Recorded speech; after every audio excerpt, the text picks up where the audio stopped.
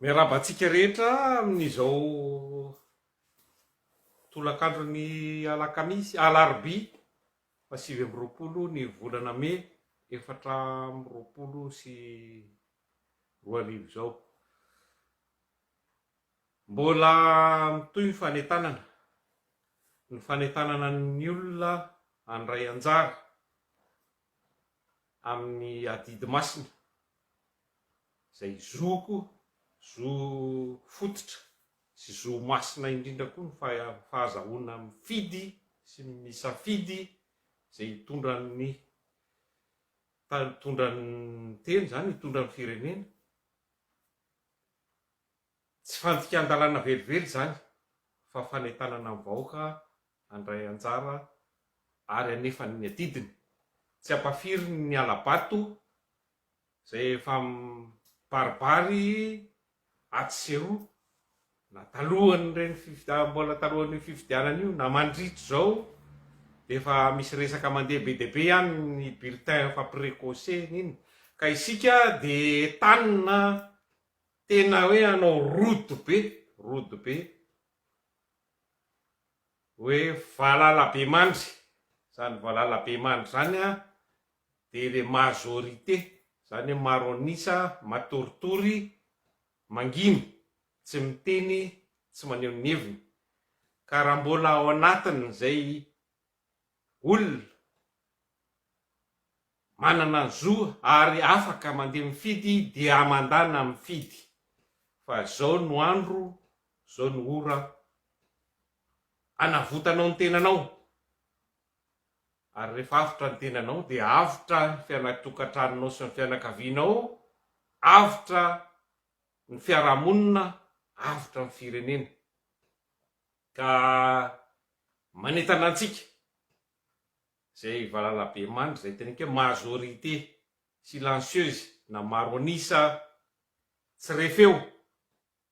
ifo hijoro andeha anefa ny adidy zao de mbola misy ny fotoany, fa izao no ahafahanao maneho ny zonao, zo faran'izay fototra masina indrindra zany fanehoana ny hoe inona ny hevitrao, inona ny safidinao. Tsisy afaka anery anao na misy basy eo amin'ny loha eo amin'ny fiherifanao hoe tifidino, fa manana ny safidy-tsaina anao, safidy ny fonao mandinika dia manao ny adidy.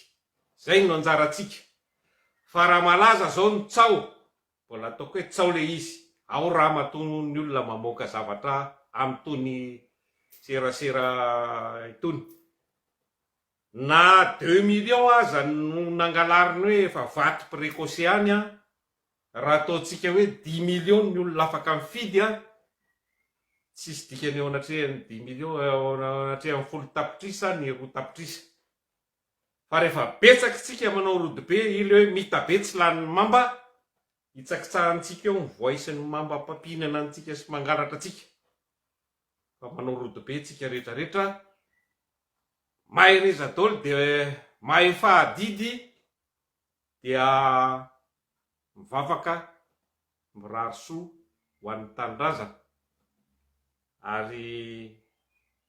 antenaina fa ady nombalamy mpenakavy io, ka zay maresy tsy obiana, zay resy tsy akoraina, fa akositsika tsy anaiky ny tsy rariny sy ny tsy marina, ny fangalaram-bato zany, fa dia mirary soa antsika rehetra, mirary soa an'ny firenena, mahay reza daholy andana mandeha maneho ny adidy. Fa zay no ialana amin'ity fiainana mangidy ty, zay ny fanalahidy, ialana amin'ny mangidy araka ny fitenena kapoaka mangidy zay sotrotsika ankehitriny io. Ka dia mahay reza daholo, raha tsika mahita eo ny toyny arao maso tsara ny safidinao, ary arovo ohatrany ny anak'Andriamaso. Rehefa misy afaka anatrehana hoe tsy maintsy manatrika an'le dépouillement na hoe fanisambato de miaraka tonga eo daholo de maka sary de fantatro hoe iza ny lany teo satria io tsy hoe olona ray no fidina amin'io fa kandida maro de maro tsy ohatrany hoe olona ray filoham-pirenena any de iny de vitan-dralamy manolo anazy amin'ity koa izy sahirana satria tamin'ny 2018 tsaroko tsara natao niaraka ny fifidianana filoham-pirenena sy ny solombavam-bahoaka mora nanolo anazy tamin'izany moramora kokoa fa ity izy mivandravandra ohatrany kiara baribary ohatrany kiara nefitra eo rehefa ohatra ka manao ny ataony fa ny fanafodiny aloha dia fandehanana mandeha mifidy manao rodibe fa rehefa olona folo tapitrisa no mifidy olona roa tapitrisa no vato tsy ara-dalàna na halatra tsy misakana na inona zany fa tsy maintsy mandroso any amin'ny fahamarinantsika any amin'ny tany tan-dalàna ary ho an'ny vahoaka malagasy masy mandidy tompon'ny fahefana ka dia mahereza daholo tompoko lasy tompoko vavy.